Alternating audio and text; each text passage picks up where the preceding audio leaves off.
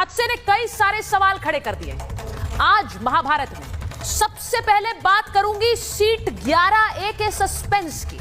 एक भीषण हादसा, उस हादसे में सभी की जान चली गई। जिस तरह का वो ब्लास्ट था, आग का गुबार था, किसी के बचने की उम्मीद नहीं थी, लेकिन एक व्यक्ति बच जाता है। सब हैरान है, एक व्यक्ति, एक लौता व्यक्ति कैसे बच गया।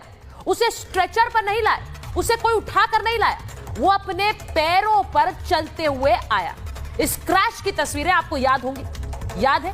प्लेन टेक ऑफ करता है और फिर नीचे आने लगता है और फिर आग का गुबार नजर आता है। ईंधन से भरे हुए प्लेन में जब आग लग जाती है तो कोई कैसे बचेगा?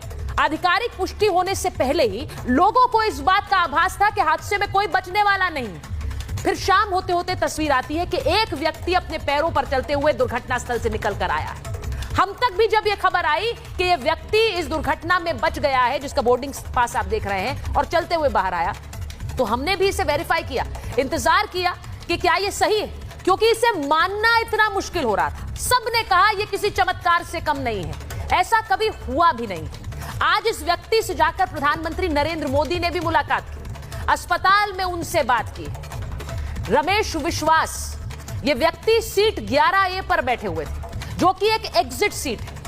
आज आपको रमेश कुमार का बयान भी सुनाऊंगी और इस सीट 11A की मिस्ट्री भी समझने की कोशिश करेंगे कि आखिर रमेश बच कैसे गए।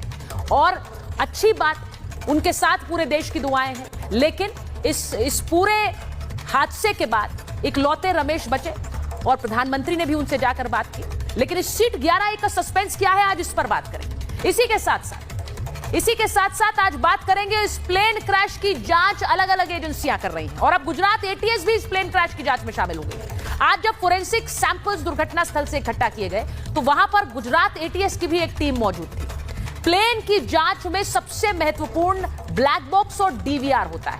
ये अभी तक आप सुन चुके होंगे कि डीवीआर यानी कि डिजिटल वीडियो रिकॉर्डर, यानी कि प्लेन से जो भी वीडियो अंदर के होते हैं वो इस वीडियो रिकॉर्डर में रिकॉर्ड होते हैं। आखिरी समय में क्या हुआ, ये इस डीवीआर के अंदर दर्ज होता है।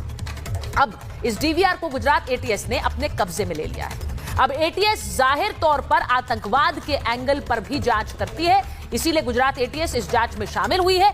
यानी इस दुर्घटना के पीछे क्या कोई साजिश एंगल की भी जांच हो रही है? क्या किसी तरह का कोई सैबोटाज तो नहीं था? क्या किसी तरह का कोई षड्यंत्र तो नहीं था? यह स्वाभाविक है कि जांच होनी भी चाहिए, क्योंकि बहुत से एविएशन एक्सपर्ट्स इस बात को समझ नहीं पा रहे हैं कि प्लेन के टेक ऑफ करते ही ब्लास्ट कैसे हो गया। अनुभवी पायलट इस प्लेन को चला रहा था, वो समझ नहीं पाया टेक्निकल फॉल्ट। एक नहीं, दो इंजन वाले इस प्लेन के दोनों इंजन कैसे एक साथ बंद हो गए, ये